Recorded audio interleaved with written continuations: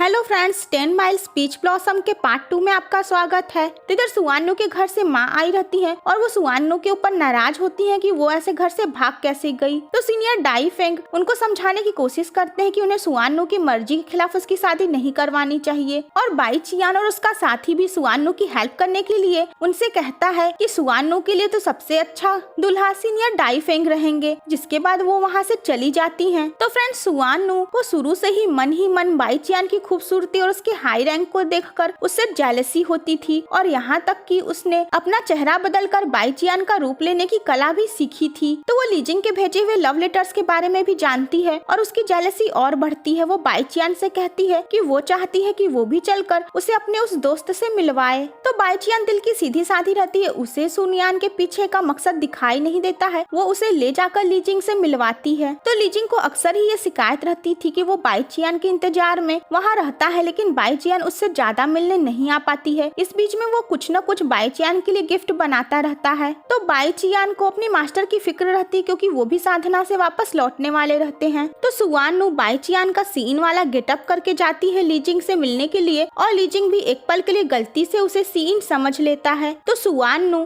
Scene के खिलाफ उसे भड़काने की कोई भी कसर नहीं छोड़ती है। वो यहाँ तक ये भी कहती है कि सीन का उसके मास्टर से कुछ खास रिश्ता है। वो अपनी शक्ल बदलकर सीन की तरह कर लेती है और उसके बाद वो सक्सेसफुली लीजिंग के साथ इन्वॉल्व हो जाती है। तो लीजिंग को आगे रिग्रेट होता है क्योंकि वो दिल से सीन से ही प्यार करता है। वो सुआन्नू से भी ये बात क्लियर करता है और वहीं बाई चियान इन सारी बातों से अनजान रहती है कि सुआन्नू ने उसके प्यार को तिगड़म कर छीन लिया है और उसे लीजिंग के भी बेवफाई के बारे में कुछ भी पता नहीं रहता है। लीजिंग उससे उसके और उसके मास्टर के बारे में पूछता है तो सीन कहती है कि तुम्हें ये बकवास किसने कह दी। तो सीन भी लीजिंग से शादी करना चाहती है और इसीलिए वो अपने भाई को लेटर लिखती है और अपने और लीजिंग के प्यार के बारे में बताती है। लेकिन तभी वहाँ पर उसके सीनियर डाईफेंग आते हैं और वो उसे बताते हैं कि वो सुआन्नू और लीजिंग को साथ में देखे हैं और वो दोनों काफी करीब लग रहे थे। ये सुनते ही बाई चियान दौड़ती हुई जाती है लीजिंग के गुफा में और वो लीजिंग और सुआन्नू को एक साथ देख लेती है और उसका दिल टूट जाता है। लीजिंग उससे कहता है कि घोस्ट ट्राइब और देवताओं के बीच में कभी कोई रिलेशन हो ही नहीं सकता है। उसकी बात सुनकर बाई चियान का दिल और भी टूटता है और सुआन्नू कहती है कि तुम हम दोनों को साथ रहने की परमिशन दे दो। बाई चियान अपने टूटे हुए दिल के साथ वहाँ से चली आती है और वहीं सुआन्नू लीजिंग के साथ वापस घोस्ट ट्राइब जाती है। मास्टर मो युआन भी वापस लौट आते हैं और वो बाई चियान को कंसोल करते हैं। वो बाई चियान का मूड अच्छा करने के लिए उसे ट्रिप पे हेवन ले जाते हैं, जहाँ बाई चियान को पता चलता है कि वहाँ के सेकंड प्रिंस के साथ उसकी शादी तय हो गई है और ये सुनकर वो चौंक जाती है। हालांकि मो युआन के अलावा बाकी लोगों को पता नहीं रहता है कि वो बाई चियान है। वो उसे सीन समझते हैं। इधर घोस्ट ट्राइब में लॉर्ड चिन लीजिंग को मारने चाहते हैं, साथ में सुआन्नू को भी। तो सुआन्नू इंटरफेयर करके कहती है कि वो उन्हें मो युआन के आर्मी का सारा राज बता देगी, जिससे लॉर्ड चिंग को देवताओं से युद्ध करके उन्हें हराने में कामयाबी मिले। जिसके बाद लॉर्ड चिंग उसकी जान बख्श देते हैं। बदले में सुआन्नू उनसे 2 विश मांगती है कि वो लीजिंग से वहाँ पर ऑफिशियल मैरिज करना चाहती है। तो वेडिंग नाइट पे लीजिंग सुआन्नू के पास तो आता है, लेकिन उसे अपनी गलती का एहसास होता है। उसके दिल में अभी भी बाई चियान रहती है। वो कहता है कि अगर तुम्हारी जगह बाई चियान रहती तो वो अपने लोगों को तुम्हारी तरह धोखा नहीं देती। वो उसे वहीं पर छोड़कर बाहर चला जाता है और सुआन्नू रोती है। तो बड़ा राजकुमार तुरंत लीजिंग को कैद कर लेता है और उसके बाद घोस्ट किंग चिंग सुआन्नू को खूब पिटवाने के बाद उसे वापस कुनलुन माउंटेन फेंक देता है और देवताओं से युद्ध का आगाज भी कर देता है। तो वहाँ पर बाई चियान और बाकी लोगों को सुआन्नू के बारे में पता चलता है और सीनियर डी फेंग सुआन्नू का इलाज करते हैं। आगे सुआन्नू बाई चियान से माफी मांगती है, उसे सीन ही समझती है। तो बाई चियान कहती है कि तुम्हें सीनियर ने बचाया है और मेरा तुमसे कोई लेना देना नहीं है। तो बाई चियान का रूड बिहेवियर देखकर सुआन्नू को अपनी गलती का एहसास नहीं होता है, बल्कि वो तो और भी बदले की भावना में आ जाती है। उसे लगता है कि अब तो यहाँ पर कोई भी उससे मैरिज नहीं करेगा और इसीलिए वो इन सबको बर्बाद करने के लिए वहाँ की आर्मी का फॉर्मेशन चुराना चाहती है। तो फ्रेंड्स, इसे कहते हैं उल्टी खोपड़ी। जिसने मारा पीटा भगाया उसकी हेल्प करनी है और जिसने जान बचाई उसे बर्बाद करना है। तो फ्रेंड्स, आगे वार शुरू होता है और घोस्ट ट्राइब हेवन ट्राइब के व्यू को तोड़ने में कामयाब हो जाता है। तो हेवन वाले हारने लगते हैं और बाईचियान देखती है कि उसका साथी लिंगयू बहुत ज्यादा घायल हो गया है, तो वो उसे बचाने के लिए बीच में कूद पड़ती है और फिर बाईचियान को बचाने के लिए लीजिंग बीच में आ जाता है और इस तरीके से वो अपने भाई के खिलाफ हो जाता है। उसका बड़ा भाई लीजिंग से कहता है कि तुम्हारी वाइफ ने ही तो हेवन के आर्मी के फॉर्मेशन के स्ट्रेटजी को चुराया था, और ये सुनकर बाईचियान शॉक्ड हो जाती है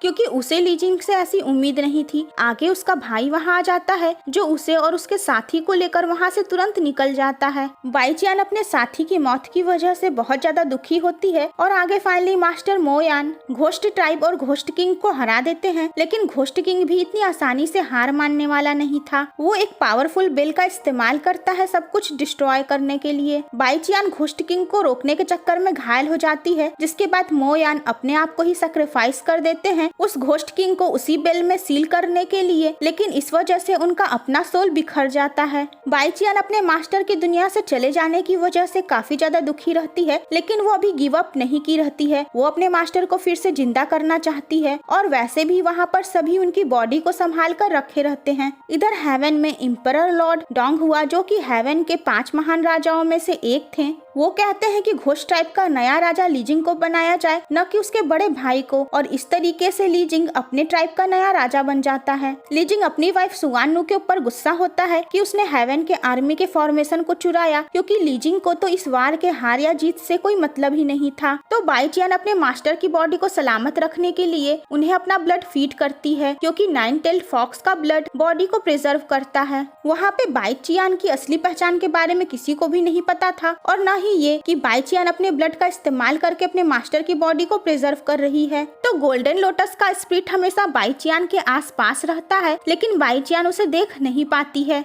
तो आगे बाईचियान को पता चलता है एक सोल जेट के बारे में जो बॉडी को प्रिजर्व कर सकता है, लेकिन वो घोस्ट ट्राइब के पास है। इसके बाद बाईचियान उस जेट को लेने के लिए चली जाती है घोस्ट ट्राइब के पास, जहाँ का राजा फिलहाल उसका एक्स लवर लीजिंग है। बाईचियान उससे उस सोल जेट को देने के लिए रिक्वेस्ट करती है। लीजिंग भी ये समझ जाता है कि बाईचियान ये जेट अपने मास्टर मोयान के लिए मांग रही है, और वो बहुत ज्यादा जेलस होता है और वो उससे झूठ बोल देता है कि वो जेट तो खो गया है। जिसके बाद बाईचियान वहाँ से निराश होकर वापस आने लगती है, तो रास्ते में उसे सुआनु मिलती है। वो बाईचियान को उस जेट को दिखाते हुए बताती है कि वो इसे अपने ब्यूटी के लिए इस्तेमाल करती है। तो बाईचियान का दिल टूट जाता है ये जानकर कि लीजिंग ने उससे झूठ बोला है। तभी लीजिंग भी वहाँ पहुँचता है। बाईचियान के दिल में उसके लिए नफरत उठती है और वो वहाँ से चली जाती है। लीजिंग जब सुआनु के ऊपर गुस्सा होता है तो वो कहती है कि जैसे तुमने जेलसी में उसे जेड नहीं दिया, वैसे ही मैंने जेलसी में ये सब किया है। वापस कुनलुन माउंटेन आने के बाद बाईचियान अपने सारे साथियों को ड्रग देकर बेहोश कर देती है और अपने मास्टर की बॉडी लेकर वापस अपने ट्राइब में लौट जाती है।